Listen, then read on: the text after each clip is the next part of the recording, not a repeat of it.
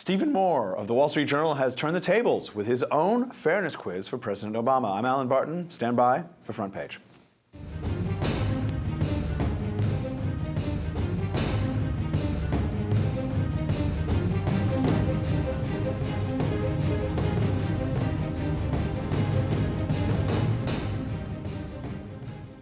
Joining me in studio, Elan Journo, fellow at the Ayn Rand Center for Individual Rights, and Terry Jones, associate editor for Investors Business Daily. All right, gentlemen, in a recent Wall Street Journal editorial, Stephen Moore asks the president some rhetorical questions. We thought it might be fun to pose them here for the experts here on Front Page. All right, Terry. So here's question number one.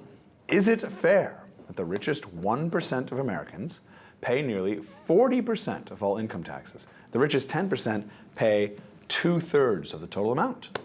Go for it. No, it's absolutely not fair, and that's the one question that never gets asked of President Obama when he starts talking about fairness and distribution. Nor is it fair, I might add, that 46% of the tax-paying or the potential tax-paying public don't pay taxes, and 49% of all Americans get some sort of benefit from government. And as we've talked about, borderline unconstitutional. Doesn't the 14th Amendment protect against is this kind of thing, equal protection under the law? Equal protection. I think. How can you just choose a certain group because they earn more and say you're going to be treated differently? That's why they had to. Has it ever been challenged? Well, yes, and that's why they had to pass an amendment in 1913 making the income tax legal. They couldn't impose an income tax under the Constitution. But a graduated income tax, this progressive system, has it ever been challenged, the progressive system in and of itself? It has, but it's presumed to be covered by the 13th Amendment. Dang it. All right, Elan, you're up. Is it fair that President Obama sends his two daughters to elite private schools that are safer, better run, and produce higher test scores than public schools in Washington, D.C., but millions of other families across America are denied that free choice and forced to send their kids to rotten schools? So this goes to education, public versus private education. It's not fair that there's a state monopoly on education, and I think education is one of the most important parts of our culture to be liberated. I mean, we've talked a lot about how business needs to be liberated and freed up from regulations and onerous taxes, but education is the primary organ by which ideas get into the culture and spread generation to generation. And that is the future of our society. And it's crucial that everybody be raised up to the level that Obama has in terms of being able to send his kids to what he judges to be the best school. So I don't want to bring him down to the level that we're unfortunately in. So I think it's crucial to liberate the schools, make them create new opportunities for private schooling, and phase out the government's monopoly here, because our political future depends on this.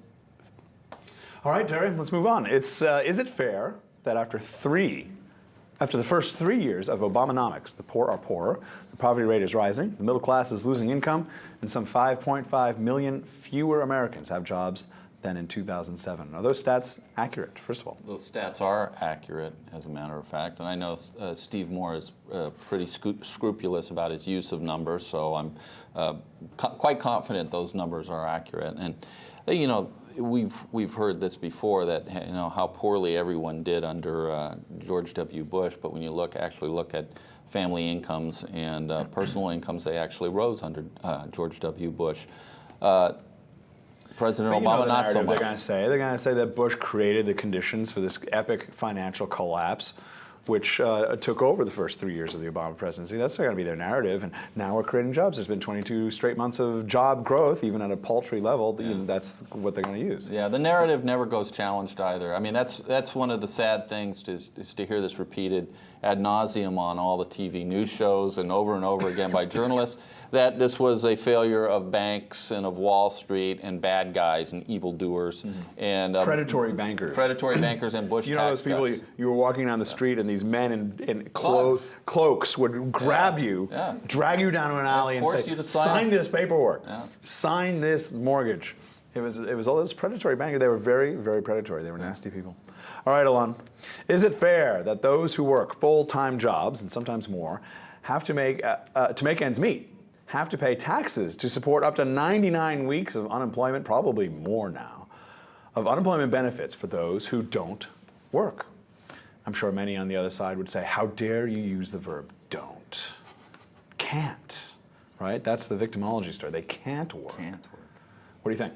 I think it's unfair but it's a microcosm of the larger story we have, which is the whole entitlement mentality and the entitlement state that perpetuates this idea that productive people owe it or are required to shoulder the burden of the non-productive. Now, that's interesting to think about. Is everyone who's not working unemployable, unemployed, or simply not interested in working? Now, it's not all equal. And you have to think about that in that it means that some of the people that you're shouldering are people you would not even choose to shoulder if you wanted to do it charitably of your own accord. Right. All right, Terry, moving on. Is it fair that federal employees receive benefits that are nearly 50% higher than those of private sector workers whose taxes pay those salaries? This is according to the CBO. I remember when I was growing up, it was sort of known like you could get a government job, but you're going to get paid less than, maybe there's some benefits, but it's like way less money.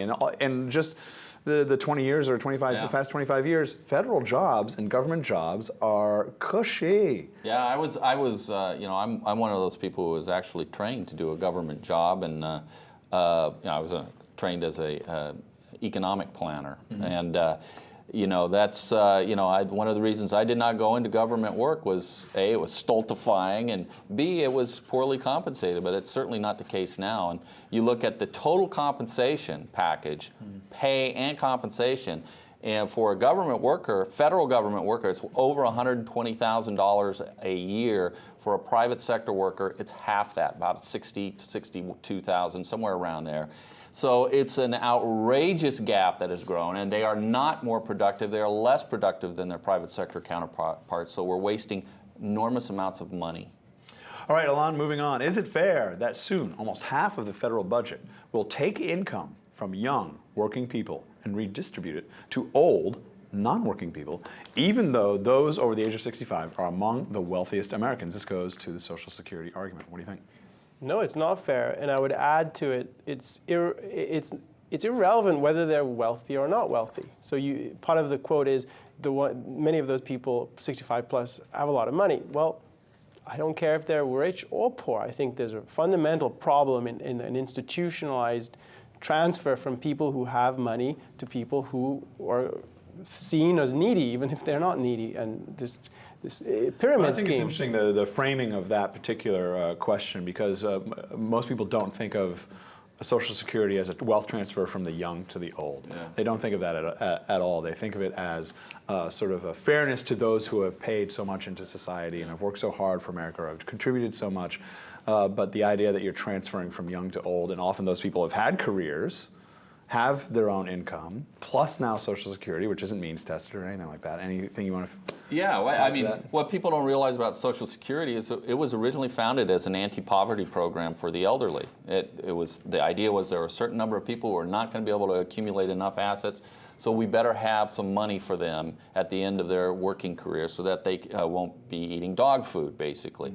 Well, the system, the way it's turned out now is the elderly, the quote-unquote elderly, are by statistical fact, are the wealthiest group in America, and we are taking money from the most impoverished group, which is young workers, and giving it to them. It doesn't make any sense. And Elan's right to highlight the moral considerations of any kind of redistribution, but this is particularly galling. Particularly odious. All right, gentlemen, thanks so much. For Elan and Terry, I'm Alan Barton. You've been watching Front Page.